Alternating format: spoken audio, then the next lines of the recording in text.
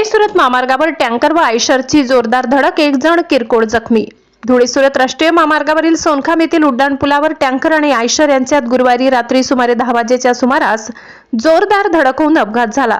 या अपघातात एक जण किरकोळ जखमी झाल्याची माहिती मिळत आहे। मिळालेल्या माहितीनुसार आयशर क्रमांक MS18BZ2930 आणि टँकर क्रमांक GJ12BT6615 यांच्यात ही धडक झाली। धडकेमुळे दोन्ही वाहनांचे मोठ्या प्रमाणात नुकसान झाले। अपघाताची माहिती मिळताच रस्ते अपघातग्रस्तांना तातडीची सेवा देणारी 1033 रुग्णवाहिका तात्काळ घटनास्थळी दाखल झाली।